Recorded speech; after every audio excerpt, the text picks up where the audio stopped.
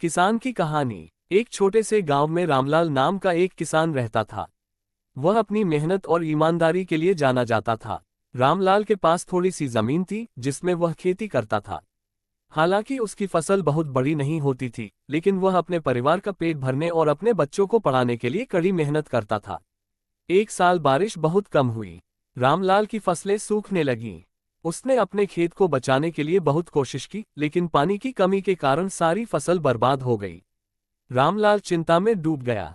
उसने सोचा, अगर फसल नहीं होगी तो परिवार कैसे चलेगा? बच्चों की पढ़ाई का क्या होगा?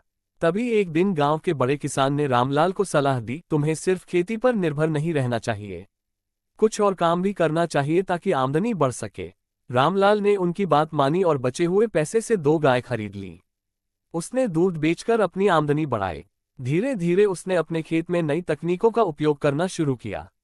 बारिश के पानी को इकट्ठा करने के लिए तालाब बनाया और अपनी जमीन को उपजाऊ बनाने के लिए प्राकृतिक खाद का इस्तेमाल किया।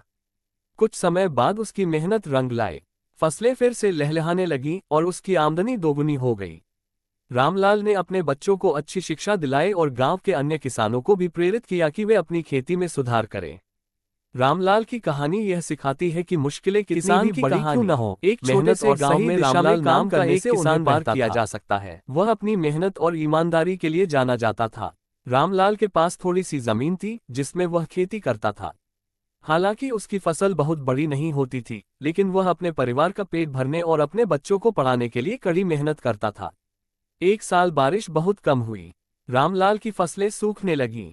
उसने अपने खेत को बचाने के लिए बहुत कोशिश की, लेकिन पानी की कमी के कारण सारी फसल बर्बाद हो गई। रामलाल चिंता में डूब गया। उसने सोचा, अगर फसल नहीं होगी तो परिवार कैसे चलेगा? बच्चों की पढ़ाई का क्या होगा?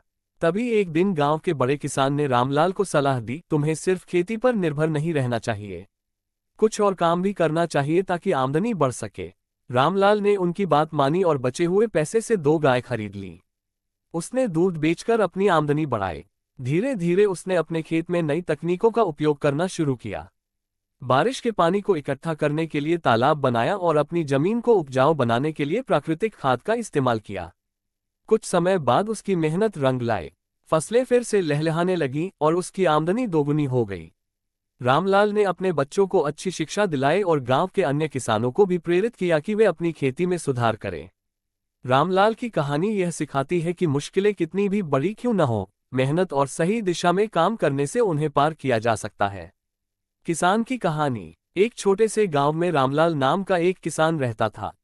वह अपनी मेहनत और ईमानदारी के लिए जाना जाता था। रामलाल के पास थोड़ी सी जमीन थी जिसमें वह खेती करता था। हालांकि उसकी फसल बहुत बड़ी नहीं होती थी, लेकिन वह अपने परिवार का पेट भरने और अपने बच्चों को पढ़ाने के लिए कड़ी मेहनत करता था।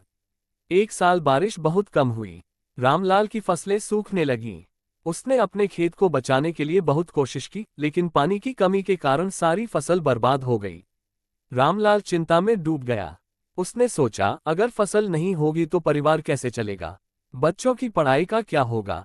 तभी एक दिन गांव के बड़े किसान ने रामलाल को सलाह दी, तुम्हें सिर्फ खेती पर निर्भर नहीं रहना चाहिए, कुछ और काम भी करना चाहिए ताकि आमदनी बढ़ सके। रामलाल ने उनकी बात मानी और बचे हुए पैसे से 2 गाय खरीद ली।